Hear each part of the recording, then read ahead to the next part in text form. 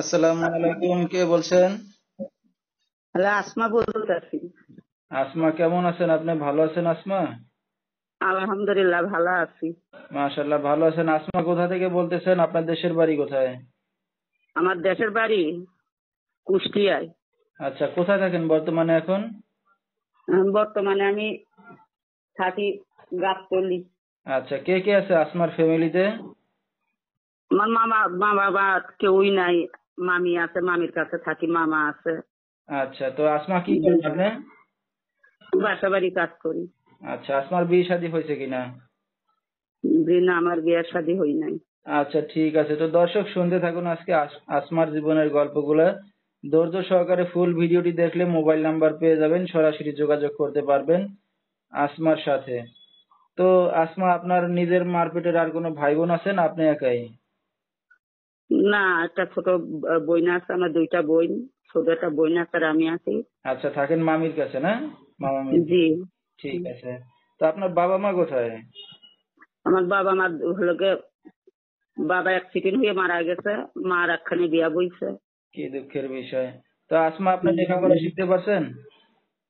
না, লেখাপড়া শিখবো কি করে? মামি আরো ধরে পিঠে মারা ধরা করে, অত্যাচার করে। কি করবো এখন? দুইটা বোন খাওয়া পড়া দেয় না, মামাও খাওয়া পড়া দেয় না। এখন দুইটা বোন ঘর ভাড়া নিয়ে এখন মানুষের বাড়ি কাজ করে খাই। আচ্ছা, মানে এখন দুইটা বোন আলাদা থাকেন, নিজে ঘর জি। ভাড়া দিয়ে দুই দুই বোনে মিলেমিশে চলতেছে, তাই তো? জি। ঠিক আছে। তো আসমা, বিয়ে শাদী হয়েছে কিনা আপনার? না, আমার বিয়া শাদী হই না, বিয়া এখনো শাদী বিয়ে করবো শাদী হয়নি না? বোনটারে। ঠিক আছে। তো এখন ভবিষ্যতে কি চিন্তা ভাবনা আছে আপনার? এখন ভবিষ্যতে কি চিন্তা আছে? এখন মনে করেন যে একটা মনের মতন যদি মানুষ পায়, তার সাথে বিয়া শাদী বসবো। আমার বোনটারে যে দায়িত্ব নেবে, আমার বোনটারে দেখবে শুনবে।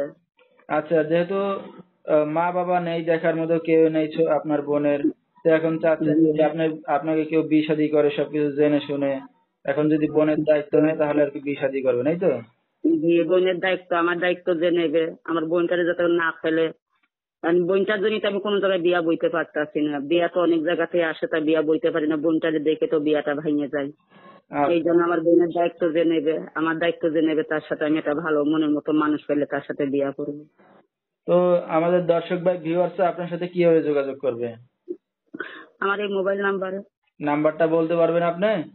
জি না, আমি নাম্বারটা বলতে পারবো না, আপনি একটু বলে দেন। আচ্ছা, ঠিক আছে। তো দর্শক, আমরা শুনতেছিলাম আসমার জীবনের গল্পগুলো। যেহেতু বাবা মা নাই, এতিম, দুইটা বোন মামা মামির কাছেই থাকতো, কিন্তু অনেক অত্যাচার সহ্য না করতে পেরে এখন আলাদা বাসা ভাড়া নিয়ে থাকে। তো তার বিস্তারিত আপনারা শুনলেনই। তো তা কেউ যদি তার পাশে এসে দাঁড়াতে চান বা দায়িত্ব নিতে চান, সরাসরি এই নাম্বারে যোগাযোগ করলে আসমাকে পেয়ে যাবেন। 013466591107, এই নাম্বারটাই হলো আসমার। তো আসমা, আমরা অনুষ্ঠানের শেষ পর্যায়ে কিছু বলার আছে আপনার আর? হ্যাঁ, বলাই আছে ভাইয়া। মনে করেন যে যদি কেউ ভালো মনে আমার সাথে ফোন দেয়, দিয়ে কথা বলে, তার সাথে আমি কথা বলবো। আর যদি কোনো খারাপ মন নিয়ে ফোন দেয়, কেন আমি 5 ওয়াক্ত নামাজ পড়ি, কোনো খারাপ মনত নিয়ে ফোন দিলে আমি তার সাথে কথা বলবো না। এটা তার কাছে আমি অনুরোধ চাই যে আমার সাথে খুব খারাপ মনে খুব ফোন দিবে না।